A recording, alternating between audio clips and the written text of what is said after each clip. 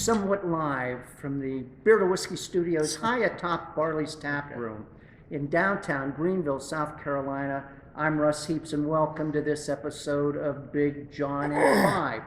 And this is one of those things where I get my good buddy here on the other end of the table, Big John Richards, to pick a beer from one of Barley's 72 or so taps. We sniff it, we sip it, we kibitz about it. John tells us a little bit about the brewery. Sometimes he throws in a little bit of brewing history. So and we get to drink beer, so that's all a good thing. Yeah.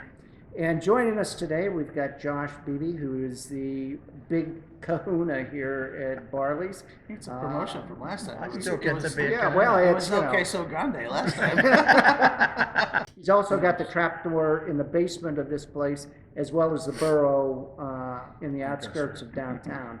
So he's a busy guy, but we appreciate you taking a minute out to join us in this, because it's always fun to have you on the dais with us. Thanks for having me. I call this a dais. A dais. You're probably right. So John, what do we got here? So we snagged one from downstairs. We all agreed this would be a fun try. It's a 2011 version of Weyerbacher Insantiy. And Barley's has a great beer aging program where they bring beers in, and those things that are applicable can rest and get some age on them, and then they'll pull them out as vintage products. And so that's what we've got in front of us here. So then the Insantiy is actually a bourbon barrel-aged version of their Blithering Idiot barley wine, which already starts at 11%, and then stick it in a barrel for a little while, and it's going to age up a little bit. I think we said 13 or 13.5%. 13.5% is what it lists at in 2011. So. Yeah. So and it may have changed even from that, sitting in the fridge waiting to be consumed here. So well, I cheated a little bit because I came in Thursday night and saw it on the board and had one, and I am flabbergasted. Flabbergasted. How it has resolved itself. It is really, something this big, you expect just to get overwhelmed with alcohol and all that black, fruit and crap, and no, all the crap. All that crap. And it's just we lay it down and take care of it. it's really resolved itself well. Yeah, a lot of people ask us when we go back into our cellar, how long can you lay down beer? And like, what's the story with the cellar and the aging program we have? But yes, a lot of beers, sometimes when we get into this 10-year range, it scares the crap out of me. Yeah. There's a lot of money sitting back there in inventory, so I'm really excited to taste this. We actually finished the official tasting room in 2012, so we've actually had this in storage before we even built our cellar. But most of the beers that are back there are going to be stouts, barley wines, not too many IPAs or anything like that, because they're not built to be aged. But like these two were both saying, these are big, huge alcohol, big flavors, and they're just not that pretty to drink when they first come out. There's a lot of wisdom, a lot of kind of conventional wisdom that says that a barley wine, most of the time, unless the brewery has aged it, that when a barley wine hits, or an imperial stout hits the shelf, you've got to sit on it for a year or two or even longer for it to 10. really right. Yeah. And some of these beers don't really reach maturity until 10. So, and for those of you who are not familiar with Weyerbacher, most of Weyerbacher beers are going to be huge alcohol. They make some other stuff, but what they're known for is their big stouts and their big barley wines. And Blithering Idiot is fantastic. But Weyerbacher for years has been one of probably my straight up favorite brewery in the country. Me too. And that was when we first started our cellar project. We put a lot of Weyerbacher's back there. So I was just taking inventory of our draft in the cellar for a beer fest that's coming up in January. And we have, we have countless kegs of Weyerbacher back there still. So nice. This is just one. I didn't even know we had tapped this week. So I'm excited. For me, I'm more excited to see how it's held up after 10 years. Yeah. Because this is definitely probably one of the oldest kegs we have back there, and they don't all make it. And we taste the bottles periodically, because some are good after a year, like you said. Some might be good at 4 years. But it's part of the fun of having a cellar is put a few back there and taste them every once in a while. If they're not ready, let them keep sitting. And Well, too I'm, bad for you. You got to drink the beer that day. I'm tired of listening to you guys jawbone about this. let's see what's going on here. First of all, I love the color and the Oh, yeah, viscosity it's- of it. I mean, yep. it's There's a lot of thick. It's beautiful. Yep.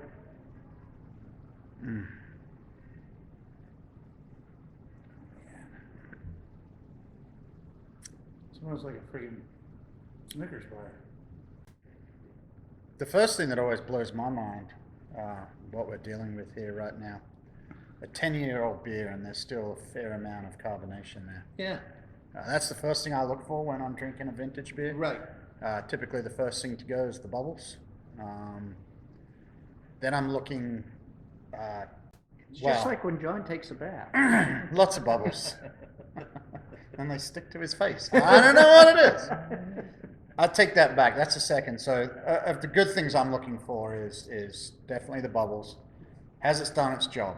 And like Russ said, this is very drinkable. It's not drinking at 13.5%. Right. It's very approachable. If you'd opened this 10 years ago, it would have been like, oh, that's a tough drink. Yeah. I have no problem saying that we're all going to finish this pretty quickly. Yep. But the first thing I always look for, which isn't the bad thing, is any oxidization or Yeah. anything like that. And I got to be honest with you, I don't get a single hint. So that's No, I think this is really, bodes really well. really resolved itself. And, Yeah. and on the back of my tongue, I'm getting caramel and vanilla big time. yeah, Yeah. and a And lot of toffee in the nose and Yeah. up front. coffee and banana for me. Yeah, Yeah, there is Some some banana there. Yes, we have no. you say bananas. banana, I say banana. Let's call the whole thing. Mm. I still get plenty of booze on the tongue, back middle. You can tell that's a big beer. Yeah, But man, the it's not bite slap of you in the face. the bite of the alcohol is all gone. Yeah. Yeah. Yep. You just get that booziness through the aroma.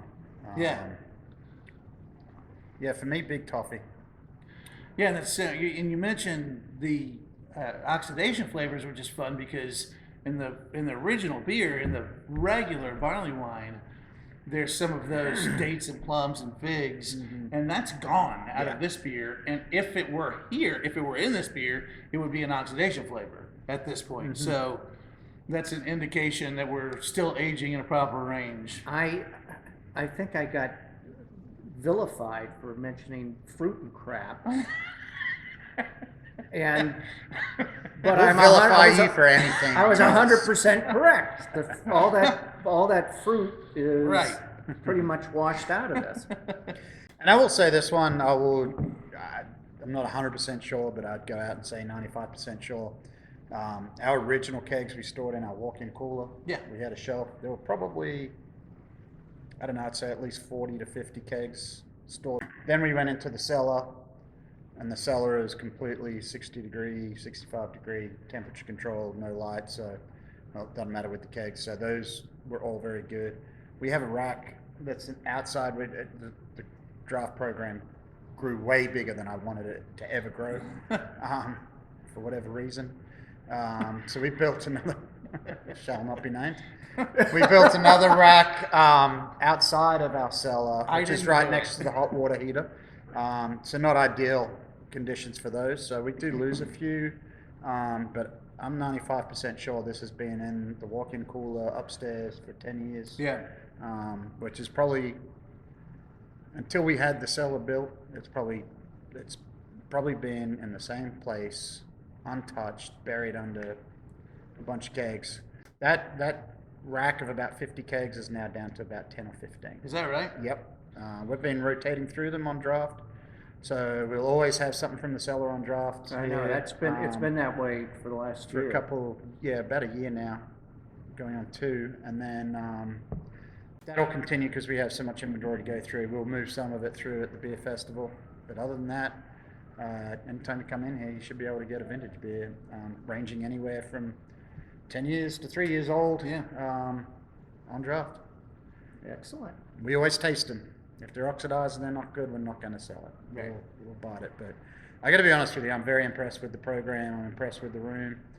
Everything that we drink out of there seems to have held up pretty well. Some beers will have that little hint of oxidization, but after it breathes and opens, Oh, it yeah. disappears. But that's also part of cellaring beers for for those of you who are cellaring beer at home and you have that question, if it's you'll be able to tell if it's flat, completely skunky.